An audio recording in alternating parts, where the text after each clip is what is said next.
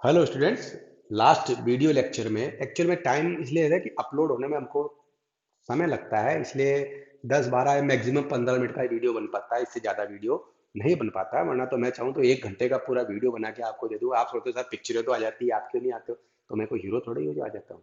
बेटा बहुत टाइम लगता है उसको अपलोड होने के अंदर, इसलिए हम 10-15 मिनट की ही वीडियो बना पाते हैं। उसके बाद उसको अपलोड करने में हमें कम से कम टाइम, और वो भी कॉलेज जाके अपलोड करना पड़ता है। क्यों? कि वहाँ पे ही हमारे वाईफाई की फैसिलिटी अवेलेबल है, जो डाटा अवेलेबल होता है। घर में इतना डाटा नहीं है। बाकी घर का डाटा तो आपको पता है ना क्या काम आता है। हाँ, आपके क्या काम आता है बताओ?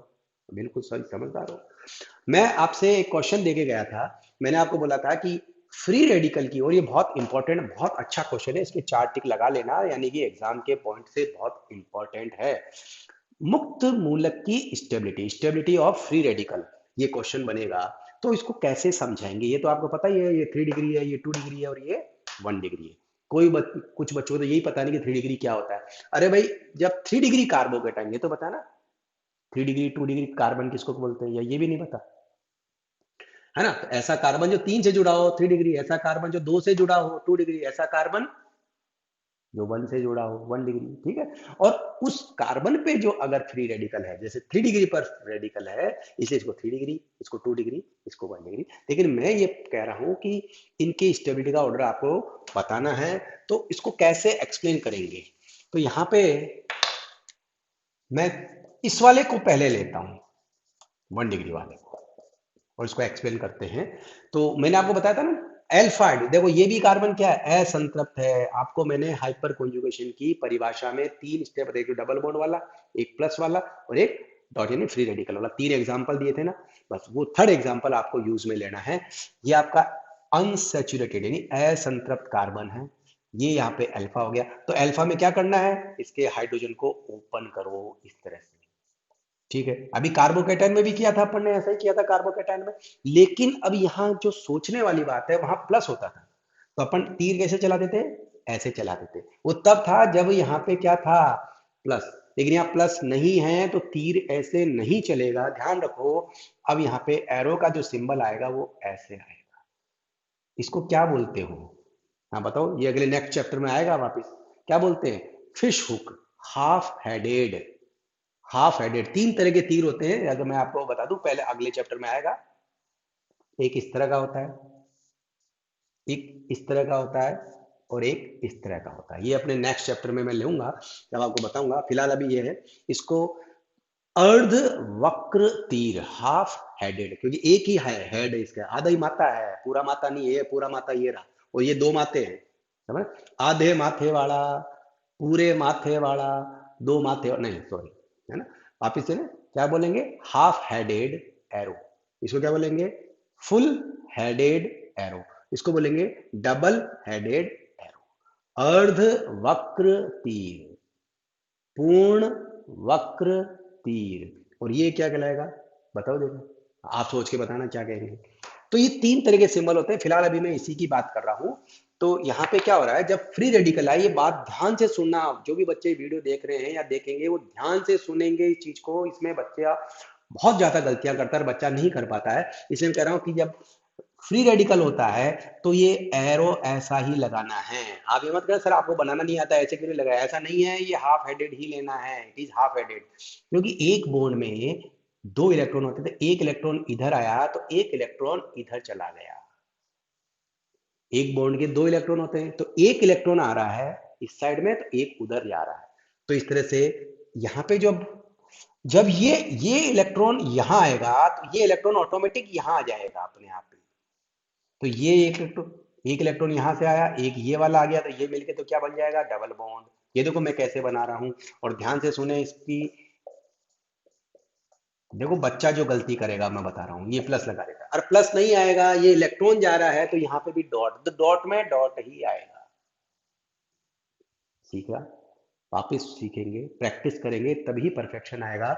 कि जब फ्री रेडिकल हो, तो आपको एक तो एरो का साइन इस तरह से लेना है, हाफ हेडेड वाला। फिर उसमें भी क्या, एक इधर आएगा, एक इधर आएगा। जब ये इलेक्ट्रॉन इधर आएगा, तो ये इलेक्ट्रॉन भी इधर आएगा, तो यहाँ पे डबल बॉन्ड, देखो इस तरह से डबल बॉन्ड बन गया, यहाँ गया। तो कितने अल्फा हाइड्रोजन है? 1 2 3। तो ऐसे 3 अनुनादी संरचनाएं यहाँ पे बनानी है। इसी तरह से जब आप इस वाले को लेोगे, जब आप इसको लोगे तो यहाँ पे इसको देखो, मैं एक्सप्लेन कर रहा हूं, जब आप इस हाइड्रोजन के लिए इस हाइड्रोजन की बात करोगे तो इसको इस तरह से शो करो और ये इलेक्ट्रॉन इधर आ जाएगा, तो ये तो ऐसा का सही दिखेगा और ये यहाँ पे एक डॉट लगा देना, बाकी इसको हमने छेड़ा ही नहीं, ये इस तरह से बन जाएगी दूसरी। जब आप इसको लोगे तो इसके लिए क्या करेंगे, इन दोनों को साइलेंट कर दो, ये इधर आ जाएगा और ये इधर आ जाएगा। तो ये एरो का जो साइन है, मैं आपको बार बार वार्न कर रहा हूं, बच्चा गलती इसी में करता है, तीर का निशान ढंग से लगाना है, मूवमेंट जो है वो इस तरह से होना चाहिए, तो ऑटोमेटिक ये देखो ये स्ट्रक्चर ऐसे बन जाएगा। तो कितने बने, 3। पर एग्जाम में 3 नहीं बनाने, मैंने आपको बार बार कहा कि बस सिर्फ नीचे लिखना है, क्योंकि 3 अल्फा हाइड्रोजन है इसलिए 3 स्ट्रक्चर बनेंगे, ऐसे डॉट और लगा देना। तो ये तो किसका आया, 1 डिग्री का। तो 1 डिग्री में कितने अल्फा हाइड्रोजन हो गए, 3। तो कितनी बनेगी, 3। बताओ इसमें, जैसे अभी इसमें बनाया इसी तरह से आप इसके भी बनाओगे, कितने अल्फा हाइड्रोजन है, 6। तो बताओ कितनी बनेगी, हाँ बोलो कितनी बनेगी, बोलो बोलो, 6 बनेगी। इसमें कितने हैं, 9, तो कितनी बनेगी, 9। तो अपने पास जवाब आ गया। लेकिन आपको हाइपर कॉन्जुगेशन करना आना चाहिए, मुझे पता है आपको आता होगा, अच्छी बात है, जिनको नहीं आता है वो कागज पे प्रैक्टिस करें तो ही परफेक्शन होगा।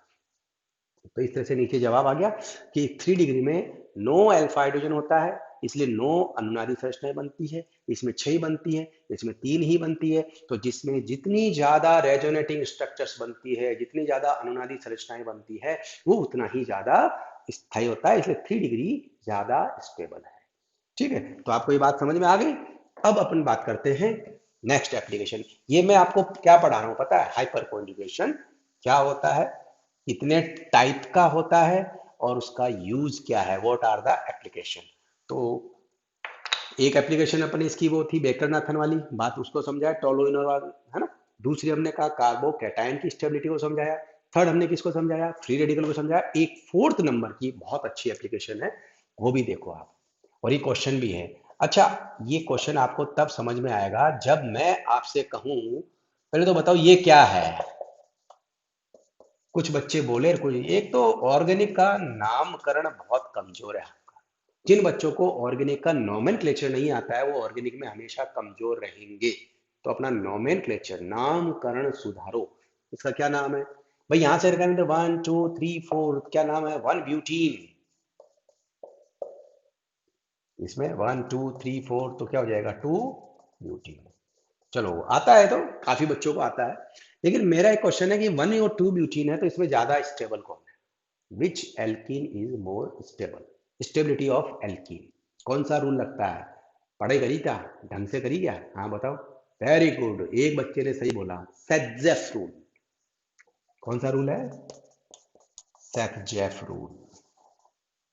सेटजेफ का जो नियम था वो यही था कि डबल बॉन्ड के ऊपर जितने एल्किल होते हैं, डबल बॉन्ड पे जितने एल्किल ग्रुप होते हैं, वो उतना ही ज्यादा स्टेबल होता है। तो 2 ब्यूटीन ज्यादा स्टेबल है किससे, 1 ब्यूटीन से। ठीक है, ये आपने पढ़ा भी होगा, 12th क्लास में था। लेकिन अब मेरा प्रश्न है क्यों, यही तो है, आप बताओ। ये तो मैंने बता दिया, आप 2 ब्यूटीन है, सेटजेफ का नियम है, सेटजेफ के नियम का बेस क्या है, आधार क्या है, उसने ऐसा क्यों बोला, तो वो चीज आपको समझानी है। तो देखो इसको अपन अब बात करते हैं, तो यहाँ पे फिर आपके हाइपर कॉन्जुगेशन का कंसेप्ट लगता है। Why 2 butene is more stable than 1 butene? So we can explain this through the resonating structure. Again we write resonating structure. तो ये आपके देखो 2 ब्यूटीन में लिख रहा हूं पहले, ये 2 ब्यूटीन है।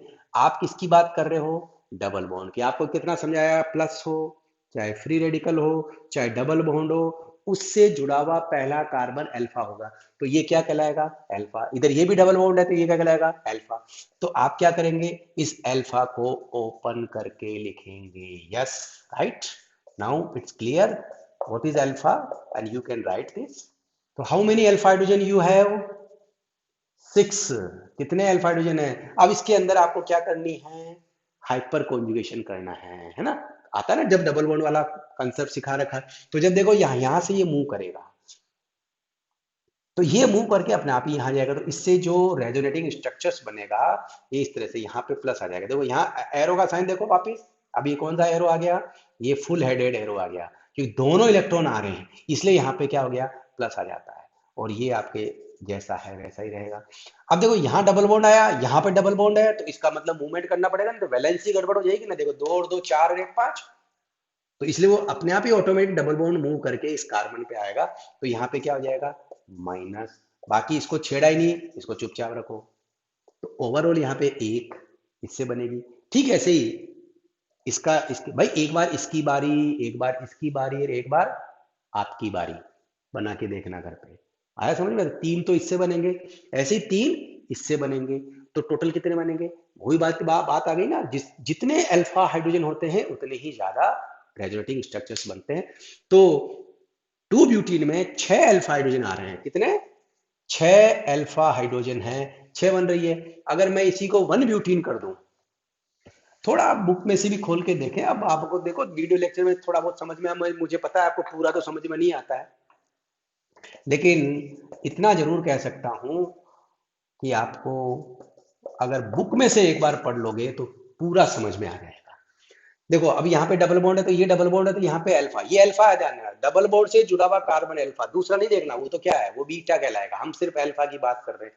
इधर इसके पास ये डबल बॉन्ड का कार्बन इधर कोई है ही नहीं, है ही नहीं, तो इसलिए कौन है, 2 अल्फा हाइड्रोजन है, तो कितनी बनेगी, 2 ही बनेगी। तो रीजन समझ में आ गया भाई, जिसमें जितनी ज्यादा रेजोनेटिंग स्ट्रक्चर्स बनती है वो उतना ही ज्यादा स्टेबल होता है। तो इसलिए उसमें कितने थे, 6, इसमें कितने बनेंगे, 2, तो कौन ज्यादा स्टेबल हुआ, 2 ब्यूटीन। तो this is the base of सेटजेफ rule. तो आपको अगर कभी भी कोई पूछ ले सेटजेफ नियम क्या है, वो भी आप बता सकते हो। आपको अगर पूछ ले सेटजेफ का बेस यानी क्या कंसेप्ट, किस प्रिंसिपल पे आधारित है, हाइपर कॉन्जुगेशन पे, और अपने एक एप्लीकेशन का भी काम हो जाएगा। इस तरह से आज ये चैप्टर का पूरा एक पार्ट कर दिया, एक छोटा सा पार्ट बचेगा जो अगले वीडियो लेक्चर में देखेंगे। Thank you.